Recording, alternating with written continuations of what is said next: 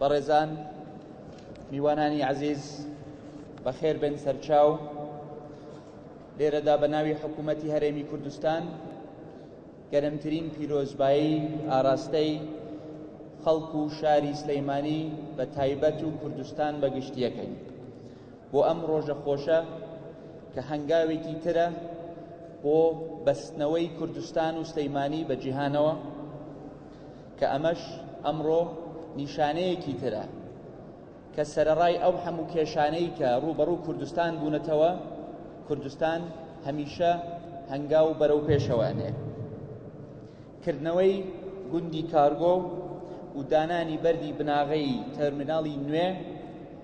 هەنگاوێکی ترە بۆ بەدیهێنانی ئەو خەونەی کە لە ساڵی 2004ەوە کاری لەسەرەکرێت بۆ بەستنەوەی کوردستان بە کۆمەڵانی خەڵکی جیهانەوە. گرنگی ئەم پرۆژەی فرۆکەخانەی سلەیمانی و گوندی کارگۆ و فرۆکەخانەکانی کوردستان بەگشتی لەوەدایە کە فرۆکەخانە ستونێکی سەرەکی گەشەپێدانی ئابووری وڵاتە، هەم لە خێراترکردنی بازرگان لە نێوان دەرەوە و کوردستان و دەرەوە، هەم لە زیادکردنی هێنانی ئەو کەلوپەل و شتومەک و پێداویستیانەی کۆمپانیاکان و ئیشەڵا لە مستەقبەلە بۆ هەناردەکردنی بەرهەمەکانی کوردستان بۆ دەرەوەی وڵات، هەم بۆ ڕێگەپێدان بە هاوڵاتی و وەبەرهێنەر و بازرگانەکانمان بۆ ئەوەی بڕۆن لە دەرەوە کاری خوان بکەن و ڕێگاش بدرێت بۆ ئەوەی وەبەرهێنەری نێودەوڵەتی بێن بۆ کوردستان. و بێگومان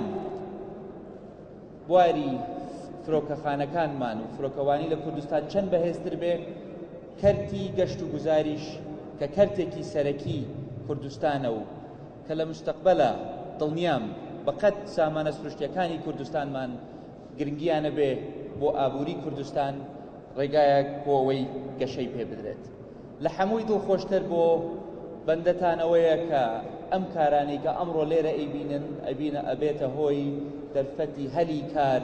بۆ خەڵک بۆ کوڕ و کچی سلەیمانی و دەوروبەری. ئەوە لای ئابووریەکەی، بەڵام لە ڕووی کەلتوری و فەرهەنگیشەوە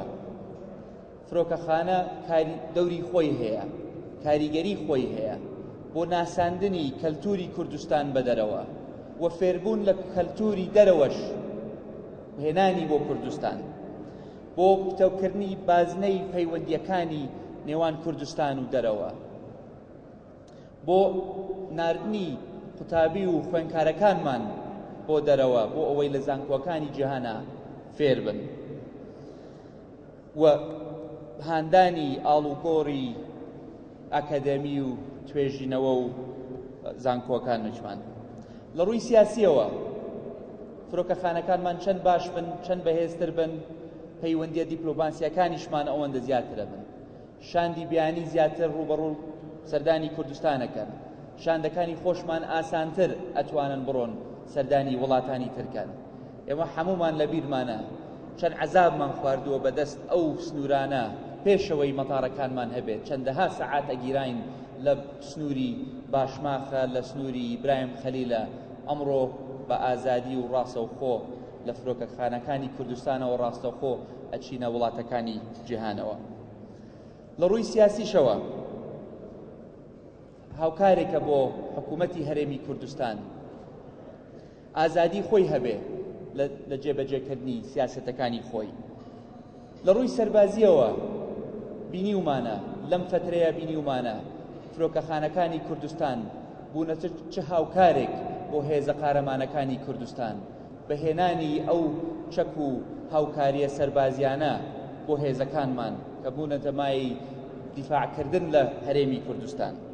و لە مستەقبەلیشە لە ئایندەشە وەک کاک تایر باسی کرد ئەکرێت ئێرە ببێ بە مرکزێکی ڕاهێنان بۆ فرۆکەوانەکانی خۆمان لە کوردستان. بە هەبوونی فرۆکەخانەکانی کوردستان ئێمە شەتوانین دەرباز بین لەو ئابلوخانەی کە لەلایەن نارەکانمانەوە هەوڵ لە درێ بخرێت لەسەر هەرێمی کوردستان. بەڵام دروستکردنی بینایەکی ئەوها جوان بۆ تەرمیناڵێکی نوێ تەرمیناڵێکی جوانی گەورە بەس نییە، ئەرکێکە لەسەر شانی ئەو کەسانەی کە گوندی کارگۆ بەڕێوە ئەبن، ئەرکێکە بۆ سەرشانی کارمەندانی فرۆکەخانەکانمانەوە بۆ ئەوەی بە باشترین شێوە کارەکانی خۆیان بکەن، بۆ ئەوەی ئەم بینا جوانە بڕیقارەی کە ئەمڕۆ ئەیبینین کە ساڵێکی تر هاتینە ئێرە هەر ئەوها جوان بێت، هەر ئەوها خاوێن بێت، ئیشەکانی بە باشی بڕوا و کەمتر خەم نەبین لە ڕووی سیانە و ئیدارەدان و بەڕێوەبردن. و گرنگیشە ئێمە ئیشەکانیشمان بە باشی بکەین. فایدەی چیە ئێمە شوێنێکی ئەوها گەورەمان هەیە بە نیەتی ئەوەی کە بتوانین بارێکی زیاتر داخڵی کوردستان کەین ئەگەر ڕوتیناتەکەمان وای لێ بکە پرۆسەکە خاو بکاتەوە. بۆیە لێرەدا ئەرکێکە سەرشانی حکوومەتی هەرێمی کوردستان نەهێڵێت ڕێنماییەکانمان، بڕیارەکانمان، سیاسەتەکانمان ببن بە ڕێگر لە پەرەپێدان و خێراکردنی پرۆسەی گەشەپێدانی ئابووری کوردستان. و ئەمە بەشێکە لە ئەولەویەتی حکوومەتەکەمان کە بە سیستەمەکانمانە بڕۆینەوە، بە ڕێنمایەکانمانە بڕۆینەوە و بە یاساکانیشمانە بڕۆینەوە تاکو ئەو ڕوتیناتەی کە لە کوردستانە هەیە ئەمڕۆ کەمی بکەینەوە، ئاستی ئەو خزمەتەی کە ئەیگەێنینە هاوڵاتیەکانمان باشتر بێ و خێراتر بێ. و ئەو ئەرکەش ئەرکی سەرشانی حکوومەتە و دڵنیام حکوومەت بە هەموو وەزارەتەکانیەوە و بە سەرۆکایەتی ئەنجومەنی وەزیرانەوە بە جددی کارەکە لەسەر ئەم ئیشە. بەهێزکردنی فرۆکەخانەکانی کوردستان و ئیسلەیمانی بە تایبەت هەنگاوێکی ترە بۆ بەهێزکردنی گواستنەوەی گشتی. و گرنگە گواستنەوەی گشتی لە تەیارە و لە بڵینهێڵی ئاسمانی بەهێز بێ و کوردستان ببەستینەوە بە کۆمەڵگای نێودەوڵەتی. بەڵام بەقەد ئەوە گرنگ بەستنەوەی شار و شارۆچکەکانی کوردستانە بە هێڵێکی گواستنەوەی گشتی تۆکمەی نوێ کە خەڵک بتوانێت لەم شارەوە بچێ بۆ شارێکی تر بە پاسێکی جوان، بە پاسێکی پاک، بە پاسێک کە لە کاتی خۆیان دەرەچێ و لە کاتی خۆیان ئەگات. بۆیە زۆر گرنگە ومە ئەرکێکە سەرشانی وەزارەتی گواستنەوە بە هەمەهەنگی لەگەڵ محافزاتەکان، لەگەڵ کەرتی تایبەت، لەگەڵ قایمقامەکانە پلانێکی تۆکمە دابڕێژین بۆ ئەوەی سیستمێک و هێڵێکی گواستنەوەی گشتی ڕێکوپێکی سەردەمانە دانین لە کوردستان تاکو ئەم هەنگاوانەی کە ئەینین بۆ بەستنەوەی کوردستان بە جیهانەوە شان بەشان هەنگاوەکانی ترمان بێ بۆ بەستنەوەی شار و شوارچووکەکانی کوردستان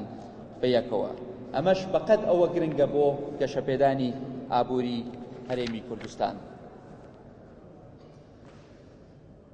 میلەتی ئێمە میلەتێکی ئازایە و بەرهێنەرەکانیشمان و بەرهێنەری بوێرن کە لەم ڕۆژەیە کە کوردستان ڕوبەڕوو ئەم هەموو کێشانە بووە ئێمە هاتووین مەشروعێکی ئاوها گەورە و استراتیجی ئەەکەینەوە. ئەمە جێی دەستخۆشیە بۆ وەبەرهێنەرەکانمان، دەستخۆشیە بۆ میلەتی خۆمان کە باوەڕیان بە کوردستان هەیە و بە بوێرانە کارەکانی خۆیانەکەن و ئەرکی واجبی حکوومەتی هەرێمی کوردستانە هەموو هەنگاوێک بنێ بۆ ئەوەی پشتگیری لەو کەرتە تایبەتە بکە بتوانێت باشترین شێوە کارەکانی خۆیان بکە. ئەمەی کە ئەمڕۆ ئەیبینی نیشانەی ئەو ئازایەتیە و ئەو بوێریەیە. من زۆر خۆشحاڵم کە ئەمڕۆ لەگەڵتانم، زۆر خۆشحاڵ بووم کە ئەمڕۆ لەگەڵ وەزیرە بەڕێزەکانی ئەنجومەنی وەزیران بەردی بناغەی تەرمینەڵی نوێماندانا و گوندی کارگۆش ئەەکەینەوە. و زۆر خۆشحاڵیشم بۆ سلەیمانی، بۆ شارە حیاتەکە، خۆشحاڵیشم بۆ کوردستان بەگشتی. خۆشحاڵیشم کە لێرە هەندێ بەڕێزە بینم کە لە یەکەم ڕۆژی ئەم خەونەیە لەناو ئەم پرۆسەیە بوونە و هیوادارم کە ئێمەش لە قۆناغەکانی تریشە ئەم دەبووچاوە بەڕێزانە ببینین کە دەوری کاریگەریان بووە و هەندێ بەڕێزیش کە لێرە نین لەم قاعەیە بەڵام بێویژدانیە ئەگەر ناویان نەنەین لێرە. لە یەکەمەوە ئیجازەم بن سوپاسی هەموو ئێوەی بەڕێز و دەستخۆشی هەموو ئێوەی بەڕێز بگەێنمە مامی خۆشەویستان مام جەلال کە ئەو خەونەی بینی کە من خۆم لەبیرمە چەند دڵی خۆش بوو ئەو ڕۆژەی کە مەتاری سلەیمانی کرایەوە و یەکەم گەشت لە مەتارەکە دابەزی. و سوپاسی دکتۆر بەرهەم ساڵحی شەبێ بکەین و کا عومەر فەتاحیش و برای خۆشەویستمان کا عیماد کە قەول بوو لێرە بێ بەس نازانم لێرەدا نایبینم بەڵام ئەمانە لەگەڵ کاک کامەران کە لە ڕیزی پێشەوە دانیشتووە کە بەدبەختە 20 ساڵی تریش 100 ئیشی تریش بکە ئێمە هەمومان بە کامەرانی مەتار ناوێنەین زۆر بەڕێزی تریش لێرن کاک هێرش محەڕەمە چەند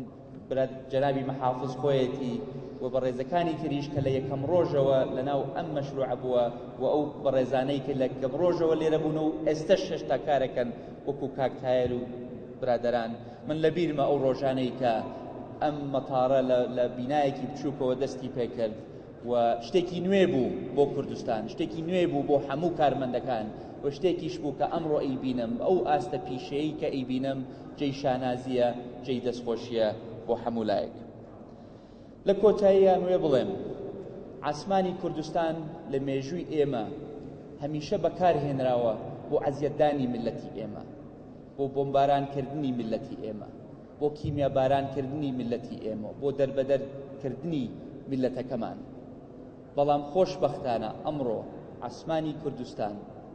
بووەتە ڕێگایەک بۆ گەیاندنی خێر و خۆشی و خۆشگوزەرانی بۆ ملەتی ئێمە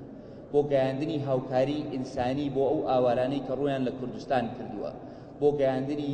ئامێر و کەلوپەلی سەربازی بۆ پشتگیریکردنی هێزە پێشمەرگە قارەمانەکانمان لە شەڕی دژی تێرۆرە بۆ گەیاندنی بەهێزترکردنی گەشەپێدانی ئابووری کوردستانەکەمان و ڕەبکردنی کوردستان بە کۆمەڵگای نێودەوڵەتیە کە ئەمە جێی دڵخۆشیە بۆیە دەستخۆشی لە ئێوەی بەڕێزەکەم دەستخۆشی لە هەموو ئەو بەڕێزانە ئەەکەم کە لە یەکەم ڕۆژەوە تاکو ئێستا لەم بەم کارە مەشغوڵ بوونە و خۆشحاڵم و جێی شانازیە بۆ من و بە دڵنیایش بۆ وەفتە بەڕێزەکەی کە لەگەڵمانایە لەگەڵتانە بین ئەمڕۆ دەستخۆشیتان لێ ئەەکەین پیرۆزباییتان لێ ئەەکەین پیرۆزبایی لە خۆمان و لە ملەتی خۆمان و لە خەڵکی شاری سلەیمانی بە تایبەتەکەین دەستان خۆش بێ و ماڵتانەوە بێ و